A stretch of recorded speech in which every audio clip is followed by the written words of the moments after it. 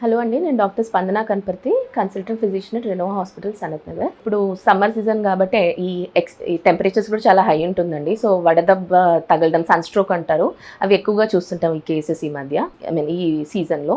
So వడదెబ్బ తగలకుండా జాగ్రత్తలు ఏం తీసుకోవాలి, అసలు ఎందుకు వస్తుంది వడదెబ్బ అనేది. సో ఈ ఎక్సెసివ్ హై టెంపరేచర్స్కి ఎక్స్పోజ్ అయినప్పుడు ఏంటంటే అండి, బాడీది హీట్ రెగ్యులేటింగ్ మెకానిజం అనేది ఫెయిల్ అవుతుంది అనమాట.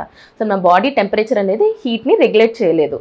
సో దానివల్ల ఏమవుతుందంటే బాడీ టెంపరేచర్స్ అనేవి హైగా రేజ్ అయ్యి బాడీ ఆ హీట్ని లూజ్ అవ్వలేదన్నమాట.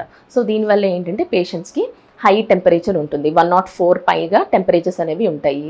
వాళ్ళకి కాళ్ళు చేతులు చల్లబడడం కానీ, స్వెట్టింగ్ అనేది రాదు. ఇంకా నెక్స్ట్ అన్కాన్షియస్ అవ్వడం కానీ, వామిటింగ్స్ ఎక్కువగా అవ్వడము, డీహైడ్రేషన్, బాడీలోంచి వాటర్ లాస్ ఎక్కువ అవ్వడం కానీ, బీపీ లో అవ్వడము, హార్ట్ బీట్ ఫాస్ట్ అవ్వడము, ఇవన్నీ లక్షణాలు ఉంటాయన్నమాట.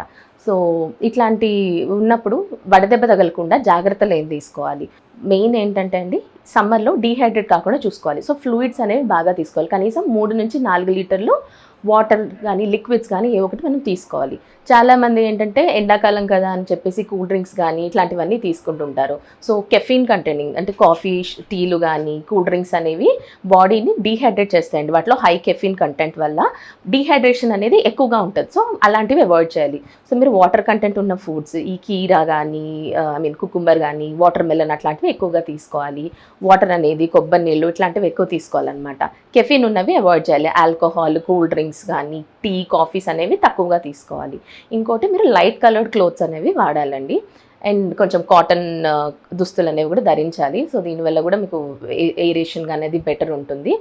అండ్ హీట్ ఎక్స్పోజర్కి తగ్గించుకోవాలి, ఎండకి వెళ్ళేది తగ్గించుకోవాలి. ముఖ్యంగా 11 o'clock నుంచి 3 o'clockకి మ్యాక్సిమం బయటకి వెళ్ళడం అనేది అవాయిడ్ చేయాలి. ముఖ్యంగా ప్రెగ్నెంట్ ఉమెన్ కానీ, ఎల్డర్లీ అంటే 65 years పైన ఏజ్ ఉన్నవాళ్ళు కానీ, పిల్లలు కానీ, వీళ్ళకి ఎండ ఎక్స్పోజర్ అనేది తగ్గించుకోవాలండి. ఓవర్ ఎగ్జాషన్ కానీ, ఓవర్గా ఎక్సర్సైజ్ చేయడం కానీ ఇట్లాంటివి కూడా సమ్మర్స్లో మీరు అవాయిడ్ చేయాల్సి ఉంటుందండి. సో ఎప్పుడైనా ఇట్లా ఇబ్బంది మీకు అనిపిస్తుంది, డీహైడ్రేటెడ్గా అనిపిస్తుంది అంటే మెయిన్ మీరు ఫ్లూయిడ్ కంటెంట్ అనేది ఎక్కువ చేసుకోవాలి.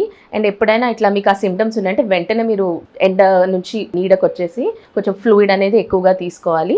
అండ్ దాంతోపాటు ఏమన్నా మీకు ఓవర్గా క్లోదింగ్ ఉందంటే, ఏమైనా ఓవర్ కోట్ అట్లాంటివి అన్నీ తీసేసి లైట్ కలర్డ్ క్లాత్స్ వేసుకోవడము, మీకు వెంటనే డాక్టర్ని ఎవరైనా విజిట్ చేస్తే బెటర్ మీకు ఇట్లాంటి లక్షణాలు ఉన్నప్పుడు.